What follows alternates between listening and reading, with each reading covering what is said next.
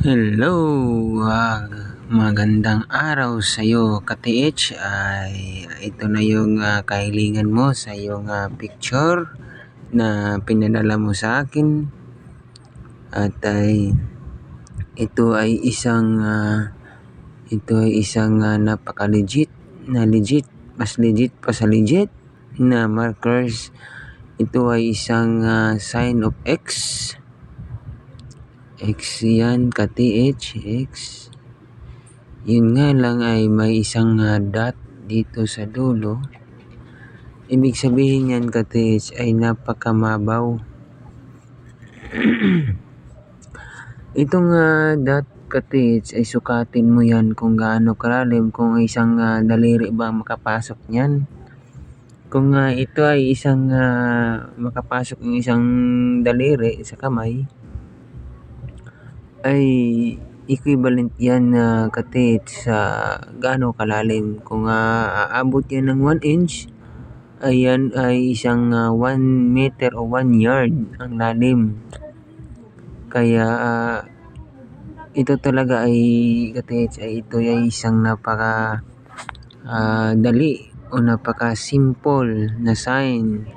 Kaya ito, ka-TH, ay ang sign of X. Ibig sabihin ng X ay isang under. Isang under yan, ka-TH.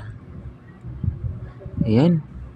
Maghukay lang kayo dyan sa bandang dito talaga sa tapat ng bato. Kung ito ay isang lalim na 1 feet or 1 yard, ay meron na kayong makikita dyan na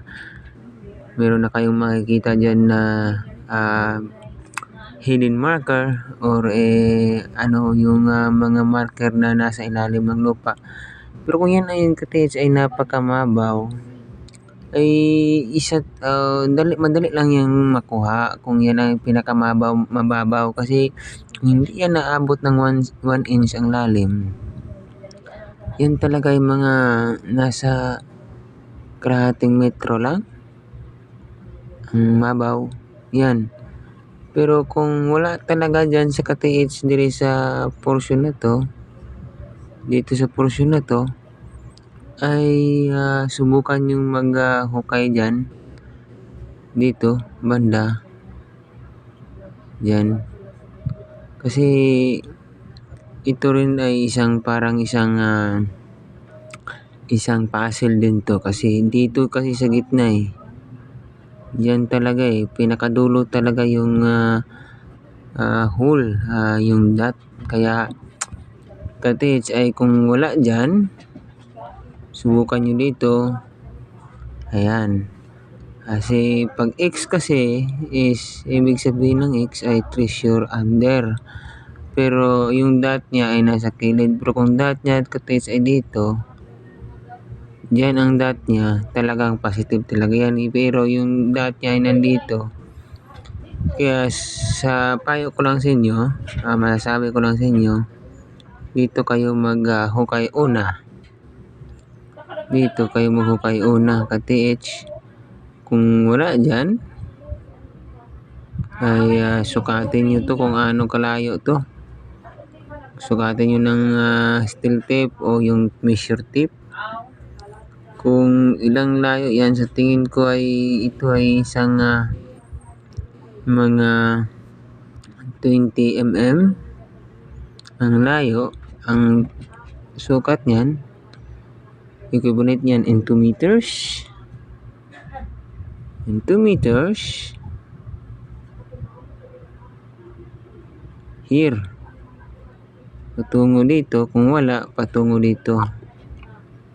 Yan lang, ka-TH. Kung walang mga ibang reference yan na marker na nagre-referensya niyan, katulad ng sapa ng niyog o lumang niyog o centennial tree, ganun. Kung ito lang talaga na portion, ka-TH, yung may sign, ito lang talaga siya, wala na talagang referensya nan. Ayan ay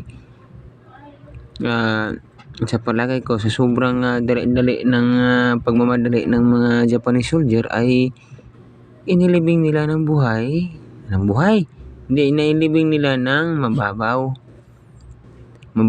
Tapos nilagyan ito nila ng marker na bato, inukita nila para pagbalik nila ay madali nilang makita ito. No? So, good luck ka-teach. Yan ay sana may nakuhanan kayo ng ideya. Hindi naman ako sa nagmamagaling. Yung sa akin lang ay idea na meron kayong ideya kung saan kayo banda magsimula, saan kayo banda mahukay. Yung hindi nakaintindi, ang expo ay under yan ha.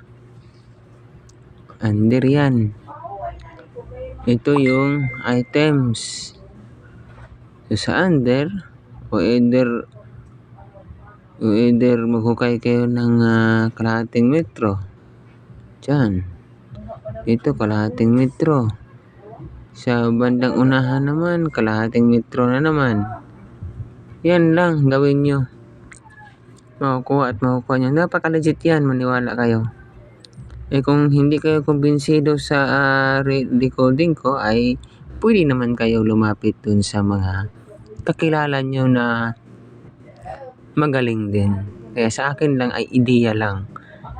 Ideya lang po na para makuha nyo yung items, makuha nyo yung giveaways. Ideya lang po kung saan kayo magsimula at mabigyan na rin kayo ng alam kung anong ibig sabihin ng X.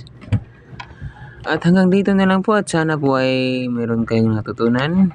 At hanggang sa muli na susunod ko na vlog, susunod na videos ko ay mapanood nyo at susubaybayan nyo para meron pa kayong mga ibang ideya na makukuha.